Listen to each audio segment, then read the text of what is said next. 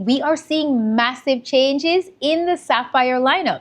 This is a big week for Chase. They've released a new business card with a historically high offer. They have revamped the Chase Sapphire Reserve, and the Chase Sapphire Preferred has a new elevated offer. But are any of these offers worth it? In this video, I'm going to discuss with you, should you apply for these new cards? Should you upgrade? Or should you just wait it out? And I'm going to tell you what I really think about these new offers.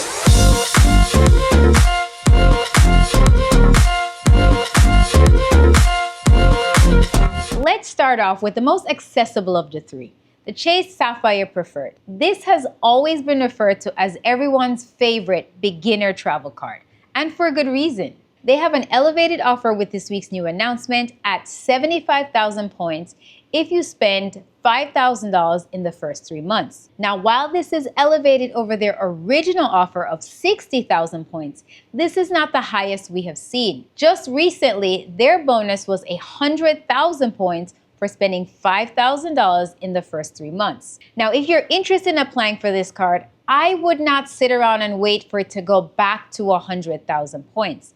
It was years before it got back to this level, and with the new products on the market, I don't think we'll be seeing that offer anytime soon. Now, if you're thinking about applying and you missed the elevated bonus of 100,000, I would not wait around to see if it comes back. With this 75,000 point offer, if you use those points for cash back, you're going to get a value of $750. Now, with the introduction of Chase's new point boost, you will see a value if you're booking premium cabins for probably somewhere around $1,000 to $1,250. If you decide to transfer these points out to transfer partners, let's say airlines or hotel, you may see a value somewhere in the range from $1,250 to $1,500, depending on what you book. Now, one great thing about this card is the $95 annual fee. And that is not changing. It's staying the same. A lot of people are not talking about the $50 statement credit you can get if you book hotels using the Chase portal. Now, I know $50 is not a lot of money, but I have used this statement credit before. I've used it to book hotels for our stay when we went to Machu Picchu last year. That's going to bring your effective annual fee down to $45, which is a win in my book any day. Also, with the Chase Sapphire Preferred, you are going to get the DoorDash benefit. That's going to give you $10 a month for the year, equating to $120. Now, if you're able to take advantage of this DoorDash credit, you are netting more than you spent on your annual fee. Now, let's talk about the multipliers on this card. With this $95 annual fee card, you're going to get 5 times the points when you book through the Chase travel portal. You're also going to get 2 points on all travel, 3 points on worldwide dining. You will get 3 times the points on online groceries, and also 3 times the points on select streaming services. I stand by my original statement. The Chase Sapphire Preferred is definitely a win in my book. Coming in with a $95 annual fee, along with all those statement credits, you can't go wrong with this card. Now let's get to the star of the show, the Chase Sapphire Reserve. They announced last week that they were going to revamp the card, and this week they're finally giving us all the details. The card has been released with a welcome offer of 100,000 points if you spend $5,000 in the first 3 months. While this is the same offer that they gave us on the Chase Sapphire Preferred a few weeks ago, I would have thought they would have come out with a larger welcome offer. Now, you really have to consider the benefits on the Chase Sapphire Preferred with what's on the Chase Sapphire Reserve. You're basically going to get the same amount of points. You really have to consider, do I want to spend an additional $700 for these added benefits on the Chase Sapphire Reserve? Again, we talked about this last week. You really need to write down if these benefits are worth the $700, and this has to be an individual assessment. Now, here's something new that we didn't know last week. They're going to be offering a one-time $500 travel credit to be used in the portal. Now, the thing with this $500 credit, it's a one-time, one-deal credit, meaning if you book a hotel for $450, then the $50 that's remaining will be null and void. So if you're going to be using this travel credit, you want to make sure that you are booking your trips properly. Make sure you're booking something that is $500 or more so you can maximize the use of this credit. And if I'm not mistaken and I'm reading the terms correctly, I believe you also get the $300 annual travel benefit. So for the first year, this card makes sense because you're going to get a one-time $500 credit and an additional $300 annual credit, which is very easy to use. So with the annual fee at a whopping $795, in the first year, this card makes sense for almost everyone, as long as you're going to be booking travel more than $500. Now remember, you can add authorized users to this card, and the cost for an authorized user will be $195 per person. They will not have access to lounges. That is a big deal for me and my family. So adding authorized users is a deal breaker for us. It is not worth spending the $195 if my player 2, 3, and 4 won't have access to the lounges. Now to recap the benefits of this new Chase Sapphire Reserve, you are going to get 8 times the points on travel booked through the travel portal, 4 times the points on flights booked directly with the airline, 4 times the points on hotels booked directly with the hotel, 3 points on worldwide dining, and 1 point on all other purchases. You will still have access to the global entry and TSA pre-check credit. You'll also receive a DoorDash credit of $10 per month for a total of $120 a month, a $10 monthly credit for Lyft rides, a $500 annual edit credit, and an entertainment credit of up to $300 from StubHub. So as discussed in the last video, we talked about all of the lifetime credits that you will be getting, and you would need to assess if these are worth it for you. Things like the dining credit of $300, the Peloton credit of $10 per month, and the streaming credit for Apple TV and Apple Music. Now, another understated, less discussed benefit of these Sapphire cards are their travel protections. This is also something you want to consider if you do travel a lot. I've had to use these travel protections before in the past. I had a flight from Japan coming back to Chicago with a connecting flight to Miami. My flight from Tokyo was delayed, causing me to miss my flight to Miami. And because of that, I had to spend the night in Chicago and pay for a hotel. Fortunately, I had paid for my ticket with the Chase Sapphire Reserve, and that benefit allowed me to file a claim, and they were able to pay for my hotel stay in Chicago. Now, when booking travel, we don't think about these things, but it's great to have this reassurance that these benefits are there for us. With the Chase Sapphire Reserve, the travel benefits include primary rental car coverage, baggage delay insurance, trip delay insurance, trip cancellation and interruption insurance, and emergency medical and dental benefits. Many of these benefits are also offered on the Chase Sapphire Preferred, but they come with different stipulations. So please make sure to check the terms and conditions to see which one most suits your travel needs. Another thing that was new with these Chase Sapphire cards is that Chase was doing away with their 48-month rule. Previously in the past, you could not hold the Chase Sapphire Preferred and the Chase Sapphire Reserve. You could also not apply for and receive the sign-up bonus if you have previously held one of the cards within the last 48 months. Now they are redoing that system and allowing people to hold both cards. They're also revamping the criteria necessary to apply and be approved for these cards and receive the sign-up bonus. They're going to be implementing some kind of pop-up window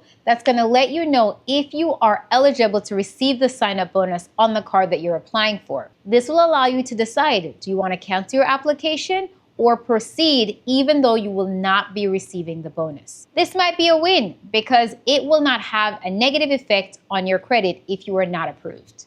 Now, the silver lining with this situation is that you could possibly get the bonus on both cards. And what's better than having 2 bonuses on 2 separate cards? That means you could have more points and travel more. Now, let's talk about the most exciting addition to the Chase Sapphire line, the Chase Sapphire Reserve Business card. This card launched with the highest welcome offer that Chase has had. A whopping 200,000 points for spending, are you ready for this?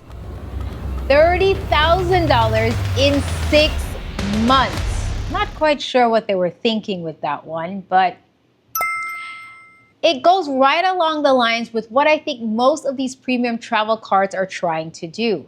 They are really trying to target these big spenders. In the last few years, people like you and me, regular travel people, students, teachers, people with regular jobs, had the benefits of using these travel cards and traveling with premium level benefits. Now, there has been some overcrowding in the lounges, and I'm not sure if that's the only reason that these credit card companies are trying to pull back and create more restrictions for regular people to have these cards. Now, don't get me wrong, this is a Chase business card, so you should be operating a business, but not every business is spending $30,000 in 6 months. I do run a business myself. I'm here creating content so that you can travel more for less. I'm also a tutor. And so there are many different facets of businesses, but not all businesses will spend $30,000 in 6 months. Now I know what you're thinking.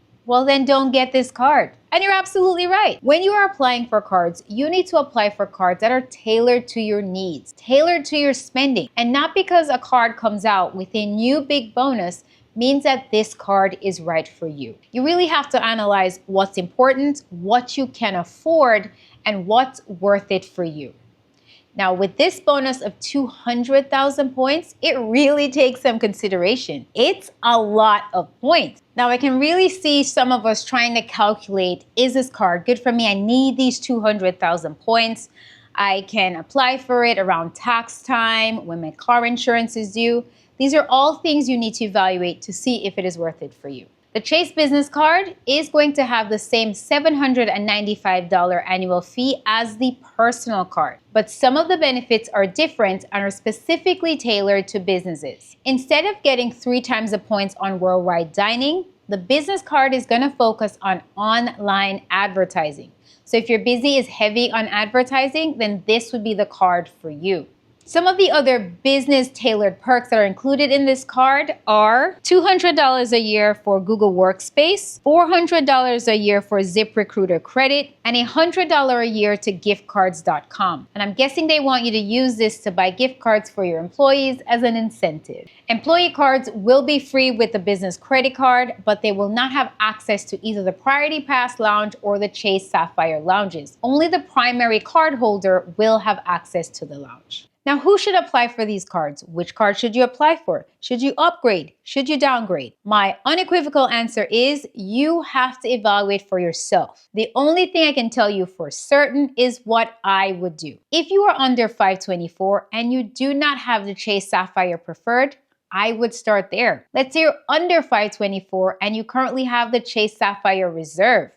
Maybe you could try applying for the Chase Sapphire Preferred just to earn additional points for that bonus. Since now they're saying that you could get both cards, why not go for it? The annual fee is only $95, and you really could use that $50 to bring the fee down to $45. In my household, I have the Chase Sapphire Reserve, and so my annual fee is locked in until my renewal. My husband has the Chase Sapphire Preferred, and I'm seriously considering applying for the Chase Sapphire Reserve on his behalf. With that 100-point offer, and that additional $500 travel credit, this card makes sense for us. And he will have access to the Chase Sapphire lounges, and with my card and the guests included, all 4 of us could go to the Chase Sapphire lounges. Well, that is until I either have to renew or they change the terms and conditions again. That would bring an additional 100,000 points into this household, which you know what that means, more Hyatt stays. I use most of my Chase points to stay at Hyatt hotels. I love the value that they bring, and that's why this card makes sense for us. Now, the Chase Sapphire Reserve Business Card point offer is a good offer. I don't think it is a great offer, with Amex sometimes offering up to 250,000 points for a spend of $15,000 to $20,000. This is not the most competitive offer when it comes to points and miles in terms of business card, but it is a good offer.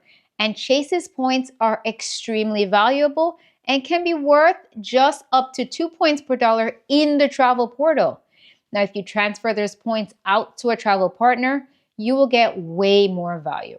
Now, should you upgrade your card? Let's say you have the Chase Sapphire Preferred and you're thinking about the Chase Sapphire Reserve. If you live in an area where there is a Chase Sapphire lounge at your airport, maybe. If you're able to make use of the additional benefits and maximize those credits, then upgrading might be the path that you take. Now, if you have the Chase Sapphire Reserve and you want to downgrade, if you're not in an area where there are lounges and these additional credits are not something you're going to use, I would say that when your annual fee comes due, you might strongly consider downgrading to the Chase Sapphire Preferred. Now, where do you stand on these offers? Are you upgrading, downgrading, adding a new card to your wallet? I want to know, what do you think about the changes that Chase has made to this lineup? Are you getting the business card? Let me know what you guys plan to do in the comments. I want to thank you guys so much. In the last video, we really got into a discussion of what you thought about what Chase was coming out with. And I want to encourage you to continue the conversation in the comments. Thank you guys for watching, and I'll see you in the next video.